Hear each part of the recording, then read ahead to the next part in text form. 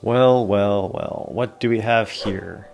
Today I review this, the cracked Nitro Deck for the Nintendo Switch.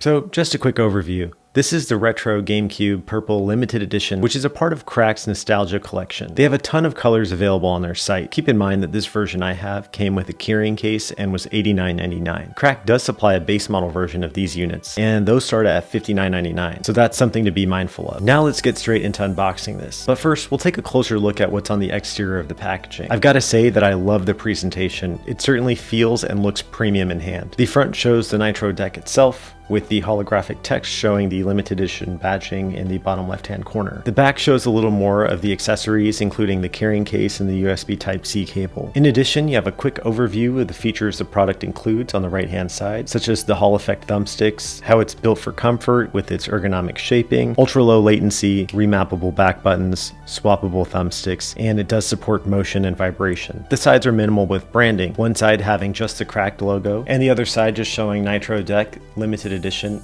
in a holographic form. The top is also similar with the Nitro Deck image and the limited edition badging on the right hand side. And lastly, the bottom showing patent information, social links, material hazards, and recycling details along with the barcode. So without further ado, let's get it opened.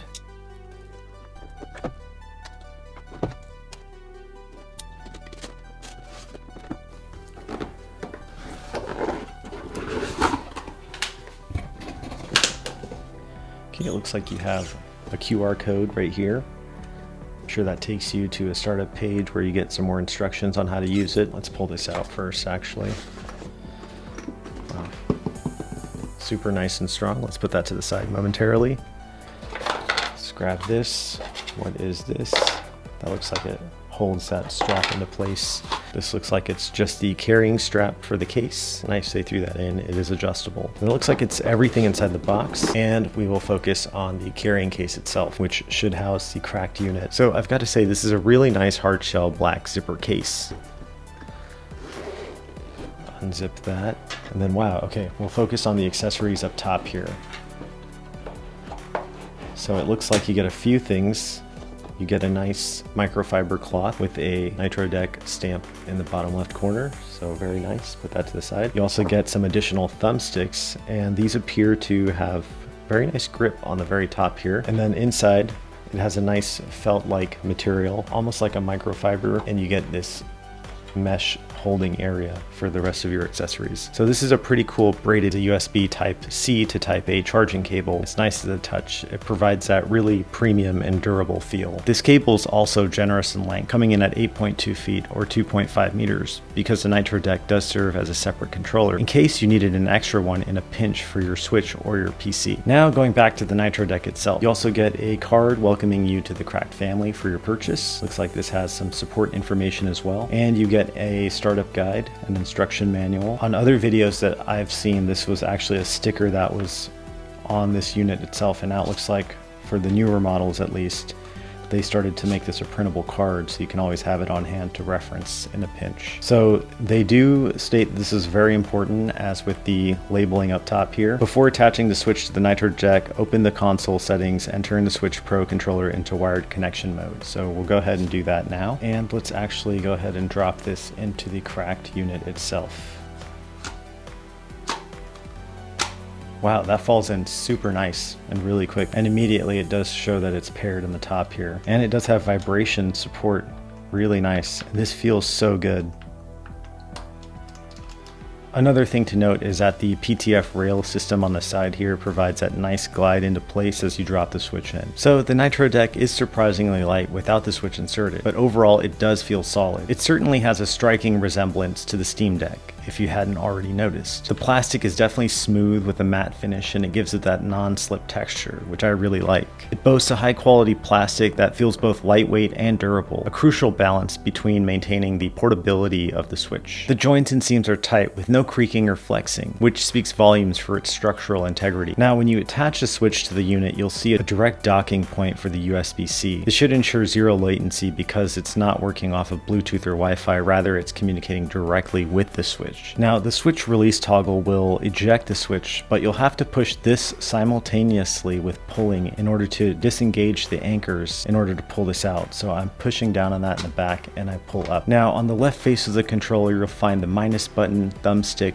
D-pad, and captcha button for screenshots. The D-pad feels great and has a nice amount of tension for those 2D platformers and other classics. On the right hand side, you'll find the standard Switch buttons, plus button, right thumbstick, and cracked button, which is also the Nintendo Switch home button. The top of the Nitro Deck features 4 standard shoulder buttons. The L and the R buttons are very clicky. These are much longer than the standard Joy-Con and provide much more ergonomic appeal with better travel. The bottom also has small cutouts for the speakers. Worth also noting is that the Nitro Deck provides enough clearance to still access the top buttons such as the power, volume, 3.5mm jack, and game card slot. On the back you have 4 programmable buttons which can map to multiple inputs. This feature is enabled when using the prog or program button in the rear.